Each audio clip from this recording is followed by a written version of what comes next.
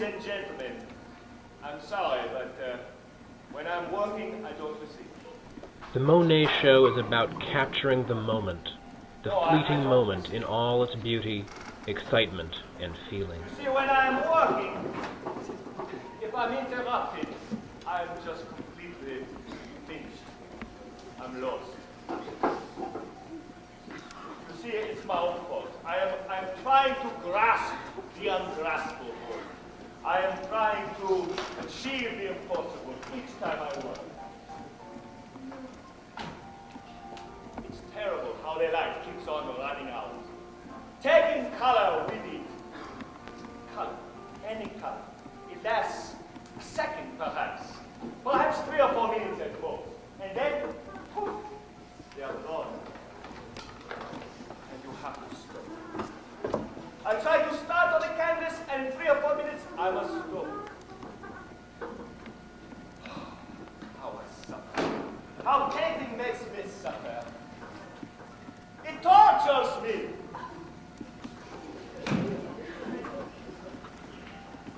Pain, it causes me. So, then I see a light which reminds me of a light that I had done on a canvas day or 2 before. And I work this way all day long. One painting after the other, they are brought to me. So, I see a light there, a certain color, and I try to match it with the canvas I painted the day before. But, as soon as I start painting, almost as quickly as it appears, it disappears. What can I do? 3 or 4 minutes on this canvas, and then I see a color that reminds me of one I done a week ago, perhaps. And so I have that one brought before me, and so it goes the whole day long, one canvas after another. I wish the world would stop. I wish the world would stop so that I could paint her. But nature doesn't stop. I wish I could paint as the bird sings. Well, since you're here, I'm delighted that you're here to visit me in my garden. You see, my garden, it is my most beautiful work. Eugene Boudin. Monet, as one of the leaders of the Impressionist movement, had to break away from what he was taught in school to develop something new. School which ruled Paris with an iron hand.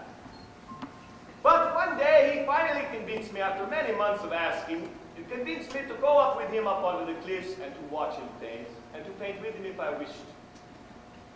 But I tell you, that day, it was as if a veil had been torn from my eyes. And I realized that I could be painting. This is something that I hope all of you experience someday. And not when you know that your vocation is calling for you to come enjoy it. So anyhow, he was my first and my most important master. There was. He painted beautiful skies. I call him the king of skies because of his skies.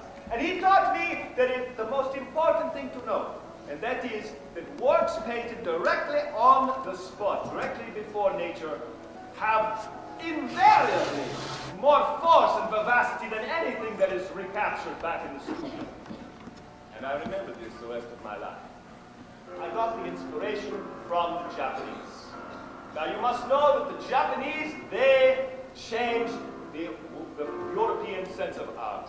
When their paintings started to come to us in woodblock prints in the early 1850s, because we suddenly opened trade with the Japanese, we were able to see that they had a very different aesthetic point of view. And I agree with it completely. I'm completely in sympathy with the Japanese. They have an ability to capture an idea very forcefully with great simpleness.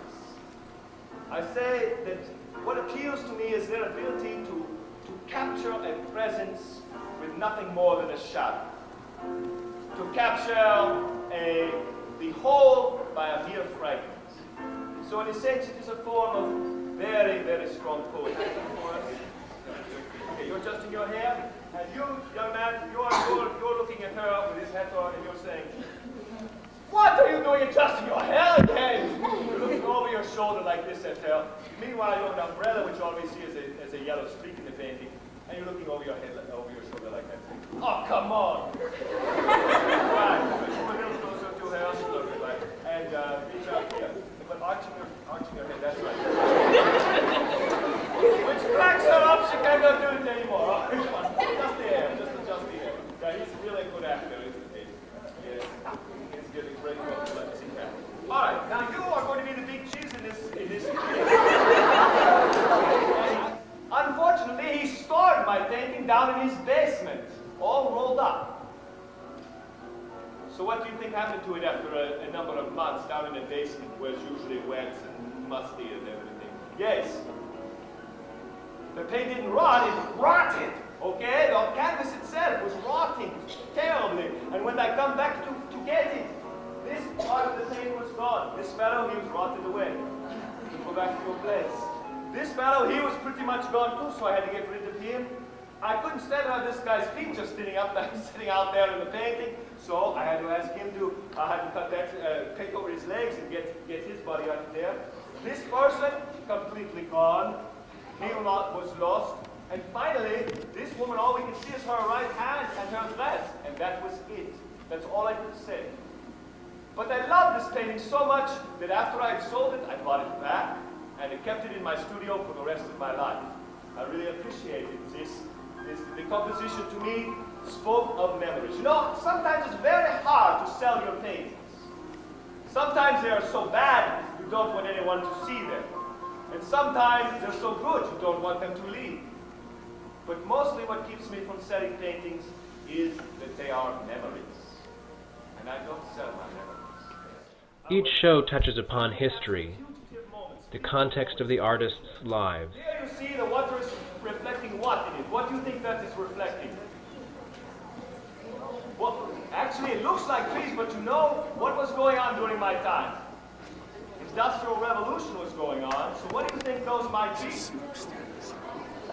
Chimney stacks from all of the factories. That's right, they were putting factories all along the rivers. They did not know anything about pollution at the time, and it was destroying the beauty of our landscape. So I had to move further and further away from the city.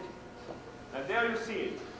I took my wife on a honeymoon, eventually, and we went, my parents would not receive her, and also I went down the coast to Trouvier. And there I captured these flags waving. Again, another fugitive moment. You know, I have absolutely no merit except for having tried to capture, trying to fix the sensation of these fugitive moments in my painting. When you try to paint a flag, it doesn't stop for you. It's no way to make it stop. So the idea of the artist is to freeze it in action. If I just painted it because it was stopped, it would not be as interesting, would not be worth painting. So as the sun would rise in the early morning, you would see these. I want you to focus on what they look like, okay? As it opens in the early morning, it's like this. As the sun rises, it creates totally different shadows. You see this? By midday, the shadows are way, way high, up over the head. And it creates a totally different effect on their white costumes, the white-clad marble building. And then as it got to the late afternoon, you can see that the shadows, they change even further. This is another example of instantaneity. I was talking to you about everything changes according to the light that is striking it, and its light is changing all during the day. Go ahead. Thank you very much. It's a pleasure. We will see. Oh no, not that light. This light. Oh, I'm sorry. This light up. You will see that they appear. All right. Now change to another pose. How about rounded arches? Paint nature as you see her yourself.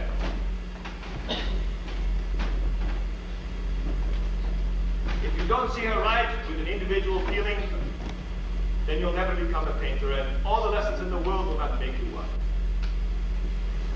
But a painter must work out his own problem in art, just as all of us must work out our own problem in life. As for me, I have no other wish than a close fusion with nature. And I have no desire for any other fate than to have lived and worked in harmony with her laws. Beside her grandeur and her power and her immortality, the human creature seems but a miserable atom. You can bury me in a buoy out at sea. But I say one more thing to you, and that is this. If you are going to be whatever profession, whatever vocation calls you to become, a painter, a lawyer, a doctor, make sure that you pursue it with love in your heart. Make sure that your love for your product is what inspires you to work. Because that is where happiness lies. For me, it not only made me successful, it also enabled me to get by the hard times. So I say to you, au revoir.